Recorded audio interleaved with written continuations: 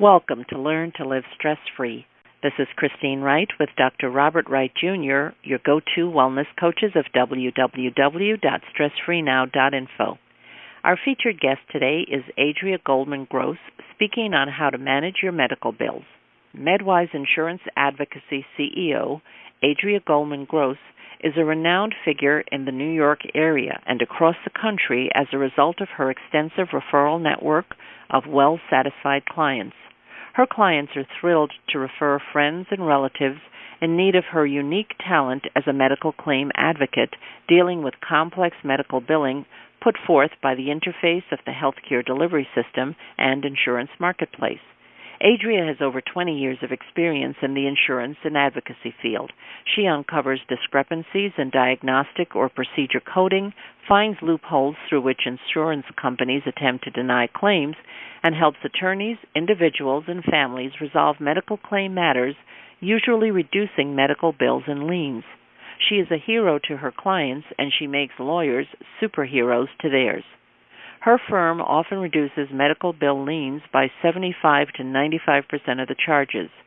Adria has saved her clients in excess of millions of dollars annually and received well-deserved accolades for her professional accomplishments, community leadership, and passion for service, ranging from the 2008 Insurance Professional of the Year Award to the 2009 Pinnacle Leadership Orange Award to the 2011 Volunteer of the Year Award from Mental Health Association of Orange County, to being recognized as Woman of Achievement in 2013 by New York's WCBS News Radio 880. Adria, hello, welcome. We're glad to have you back on the show again today. You were a great hit last time, and we're looking forward to hearing more of your excellent information. Adria, we're so happy to have you back. Thank you, and audience. We're going to be talking today with Adria Gross on how to manage your medical bills. Thank you so much, Christine and Bob, and thank you for your listeners. I really feel that what we're talking about can save people from going into bankruptcy. Great. Yeah, that's really important. Adria, in your previous interview with us, you mentioned that when a person is seriously ill, having an advocate is not only a good idea, but is usually can be necessary in order to get good results. And certainly it seems to be the case the way the current system is structured. So in your view, what are the agencies that you or clients may have to deal with in the billing process to get good results? When you ask that question, the first thought that came to my mind is this. A lot of medical providers, whether they be a hospital or an individual doctor, you are dealing, when you call up to talk about your bill, very often you're dealing with a medical billing company. The worst is this, and I've heard it about a hospital in New York City. Many of our jobs have been sent overseas, and there are billing companies even for a hospital in New York, in India. So, like when you're calling to make a reservation for your airfare, or you're calling to make a reservation for a rental car, or let's say it's another problem outside of the medical field, very often we're getting these people on the phone who are out of the country. And I think that itself is a major issue. But, all right, let's say that the billing company is in the United States. There are certain states that restrict this from happening, but most medical billing companies, and I own a medical billing business myself, and I know it's illegal in the state of New York. When they get paid, most of them get paid on a percentage basis. So the doctor or the hospital is paying a medical billing company who's handling all of their claims for them a percentage of what the hospital or the doctor gets paid from the insurance carrier, or even from their own clients. Sometimes someone might not have insurance, and the billing company is sending out the bills to an individual rather than even a doctor or hospital, and they get paid on a percentage basis. So when you are coming across this, it's even tougher to fight the bill because you're not dealing with the hospital direct. You're not dealing with the doctor. You're dealing with an outside billing company who is not going to be so willing to accept what they've been paid when let's say they get paid a certain percentage. Like, I had mentioned prior to this where I had a bill for $400 and I paid it to the doctor at the office, and all I got paid back was less than 25% of that. When you're dealing with an outside billing company, they're going to fight because whatever money that they can get from you is going to be a percentage in their pocket. If you're dealing directly with a hospital or a doctor, it's easier. And I must say that hospitals are even tougher to deal with than doctors. A lot of times I would say, and I see it more so with the doctors and the hospitals, 70% of them, when they get paid the amount that they're supposed to be paid, they might fight you for more because, look, they're getting paid less from the insurance companies today. That really started partly with Obamacare, but it was even starting before then. Doctors 25 years ago would charge, let's say, $25,000 and get paid $25,000. But the insurance companies were saying, we're losing money and we don't have regulatory rules on how much a provider can charge on a procedure code. So the rules came about. And now the insurance companies are paying less and less to the medical providers. So, that's why even though they've been paid a sufficient amount, they might be fighting for more because they're getting paid less by the insurance companies, because they have, especially like a surgeon, they have liability coverage. They have to pay liability for them to be able to do surgery on you. And a lot of surgeons are paying $300,000 a year for liability coverage. Plus, they might get sued, so that's costing them a lot of money too. So all in all, it's tough to fight with outside billing companies. That's difficult. But then, very often you can negotiate. And again, it's easier with the doctor more so than the hospitals. But, negotiate this. And I think that that's one of the toughest things that I see because they're in need of money and they're coming after you for more money. Adria, it's a good thing to have you on our side. Now, could you tell us what are some of the points for how families can keep their cool? I mean, this is a time of emotional stress, and now it's going to be complicated and compounded by the financial worries. So how do people manage this? Well, keep in mind, you have to fight. And like in my book, there are ways, I give advice to people how to fight. If you can't handle it yourself, maybe ask a friend or a relative. As I said, there are advocates like me out there, who can help you. It is very difficult. And I would say I would talk to advocates out there because sometimes this is something that you can't even fight for. I mean, I see this most, believe it or not, and I hate to tell you this, I would say 15 to 20% of the calls that I receive are involving mental health. And when someone goes in for a procedure, sometimes they might be staying in a facility for anywhere for a week to possibly, most often I see them in these facilities for 3 to 4 weeks. I've seen other cases where people have been in there for 6 to 12 months. And a lot of these facilities do not take insurance. If you do not get that okay from your insurance company, a lot of times there's pre-authorizations required. If you don't get the okay from your insurance company in writing that they're going to cover you for this facility, it's very hard to get any insurance company to pay for this. So, when you ask this question about emotional stress of illness that can be compounded for, involving financial stress, this is a very big one because these bills are horrendous.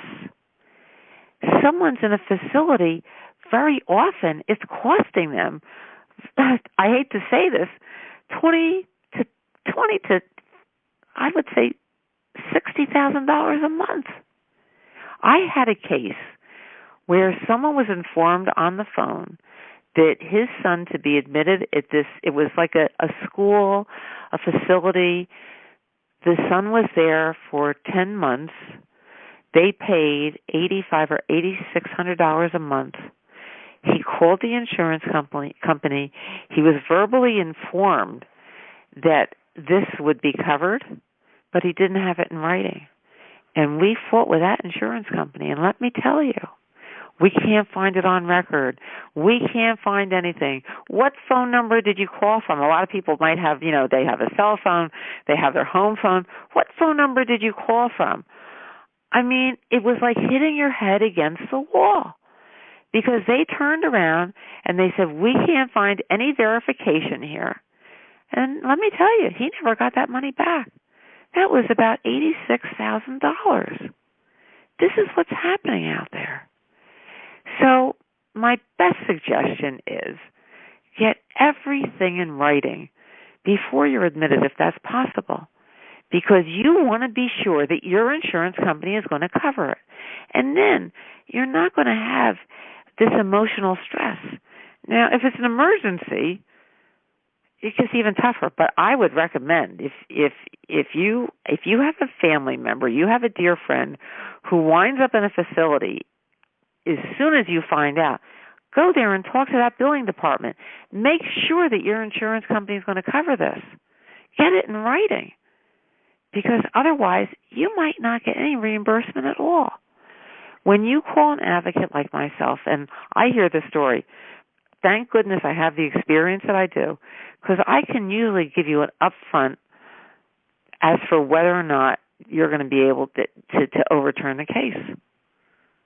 I don't know attorneys out there. I mean, a lot of times attorneys will send cases to me, but I don't even know attorneys out there who could answer this question immediately, unless they really have a great medical billing background.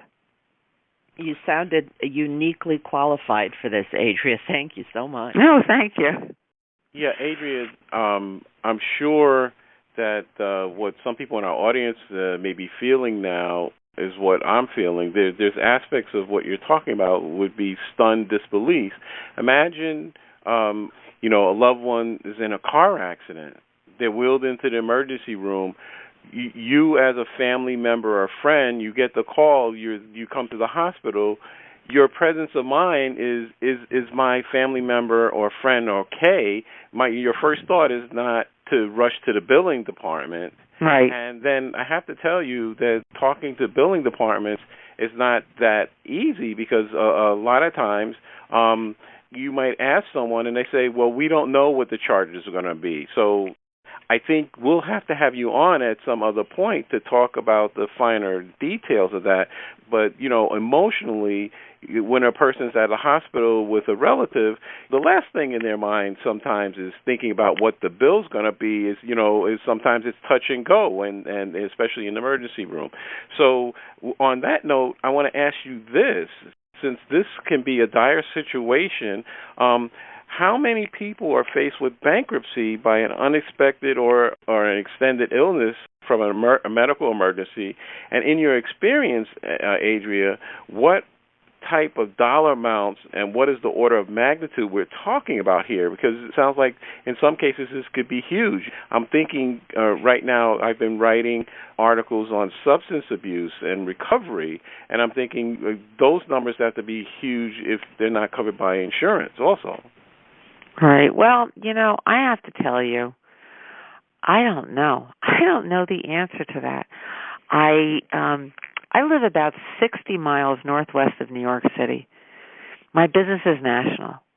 I live in Orange County, New York, not too far from West Point. And right near me is the Woodbury Commons. That's like the hot spot. Either when people come to New York, they either go to the Empire State Building or they come to the Woodbury Commons. And I have to say, in my county, and I'm very well known in my county and even in the surrounding counties, there are very, very few phone calls that come in. People try and do this on their own. I cannot give you, I wish I could give you a percentage of people. I mean, look, 80%, and this has been quoted many times, about 80% of the bills are never correct. Like you go into a hospital, let's say you have lab work done, and especially at a hospital, very often you're going to see multiple bills there for the same exact procedure code. That's wrong. And if you're getting a bill like that, you really have to examine those bills. Now, how many people notice it? How many people realize? How many people really want to fight this? I don't know the answer to that. I wish I could give you a percentage, but I really do not have a clue. And I bet you nobody out there has a clue as for what the percentage of people are, who are in this situation.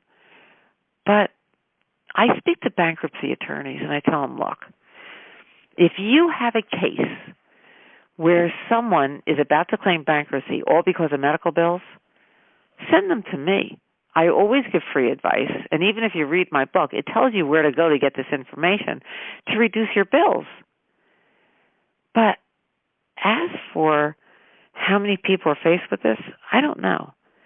And as for the dollar amount, I have to be honest with you, the cases that I have seen are normally between 1,000 to, I would say, I've seen over 1 million.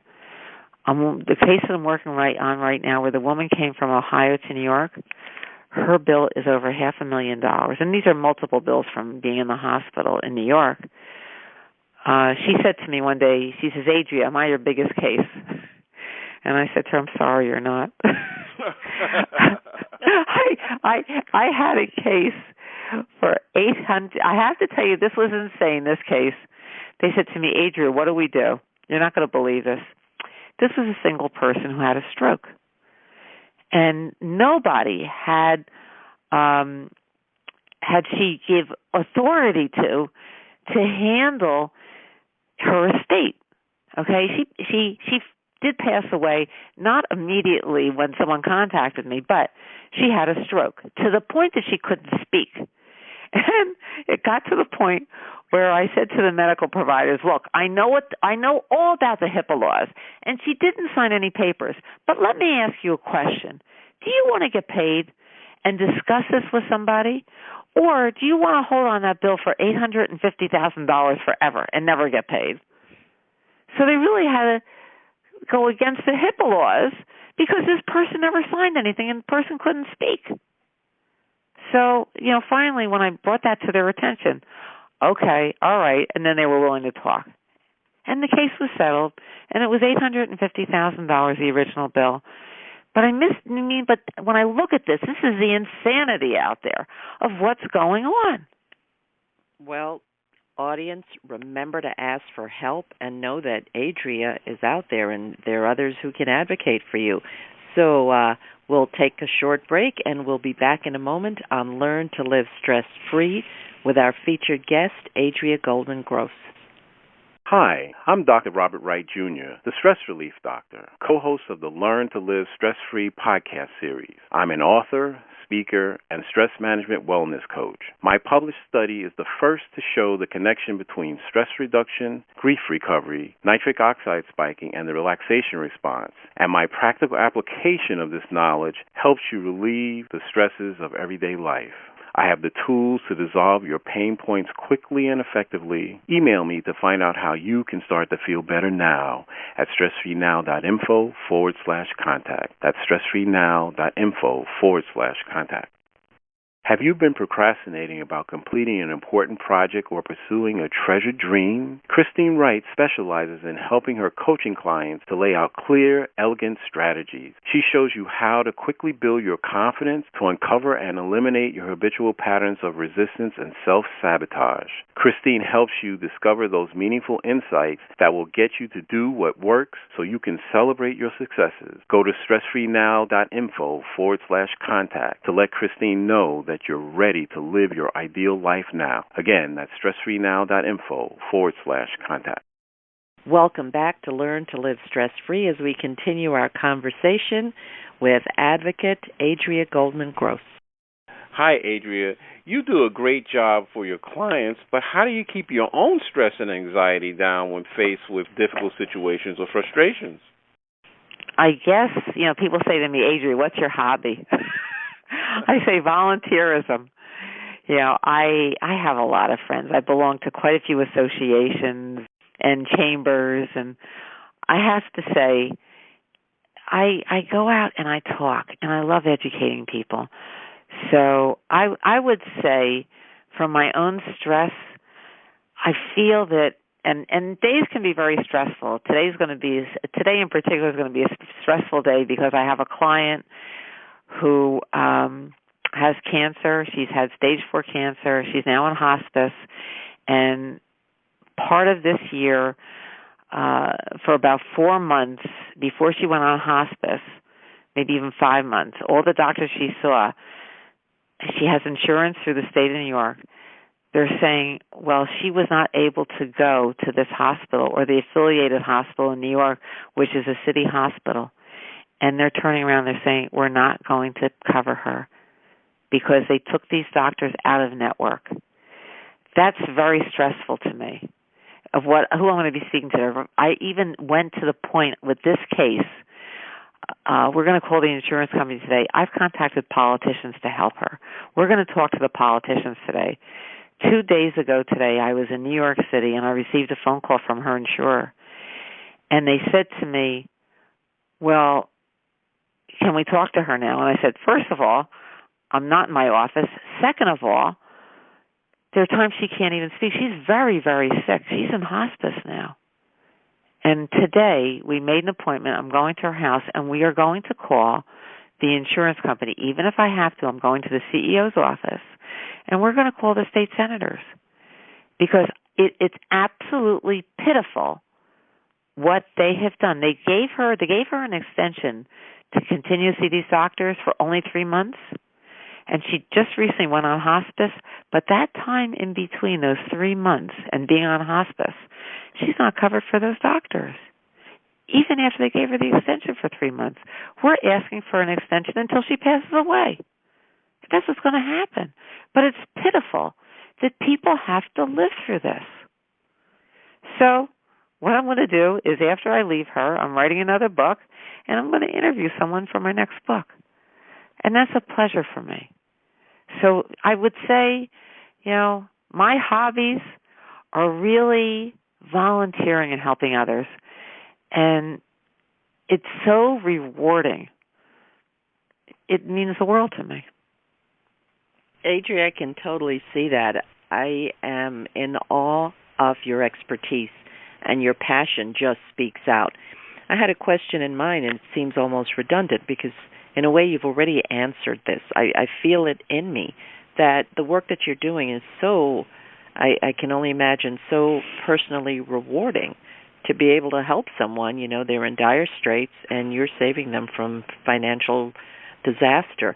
Is there a story that you're particularly proud of? You even mentioned what you're doing. Yeah, there's another case I'll tell you about. It was a gentleman who lived outside of this country, and after his wife died, he came here to the United States.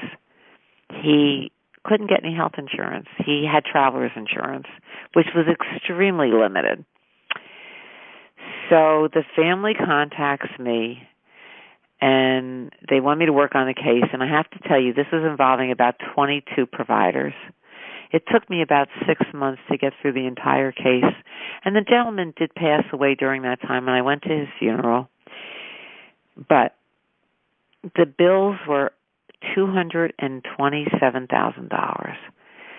When I got done with that case, the family only had to pay out $7,000 out of $227,000.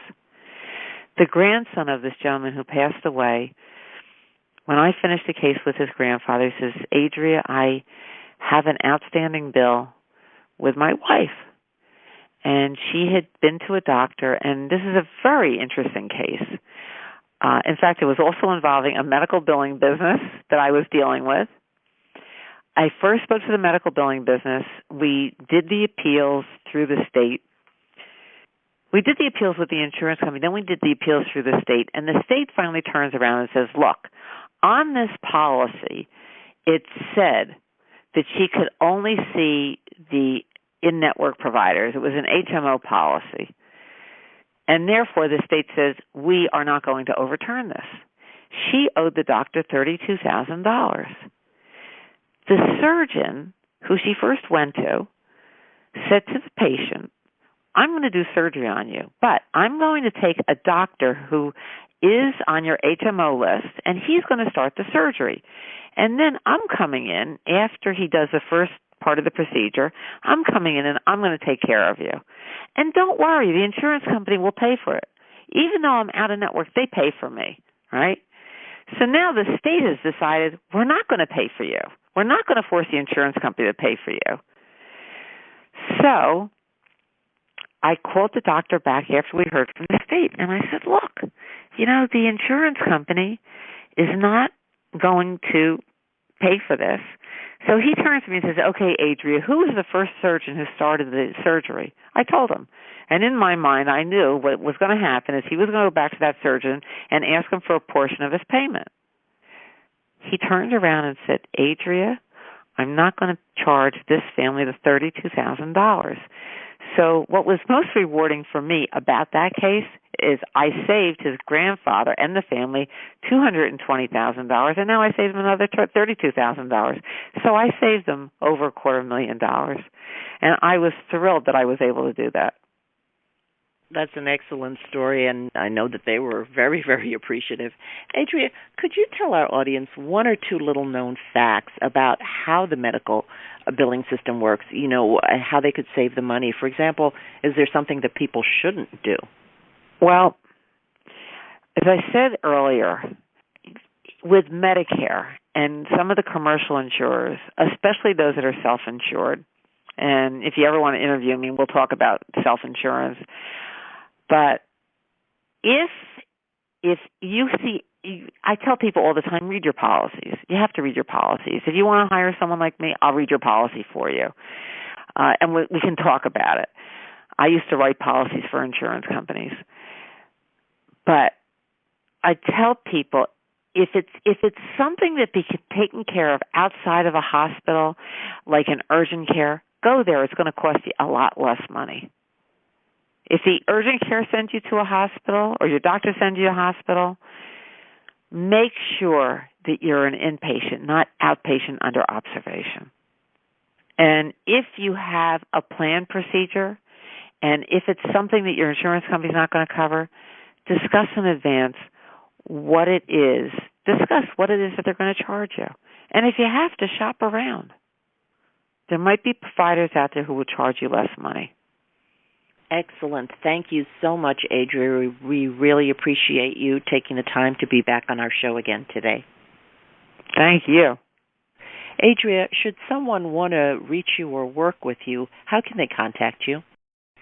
The best way to find me is to look online and type in MedWise or Medical Insurance Advocacy.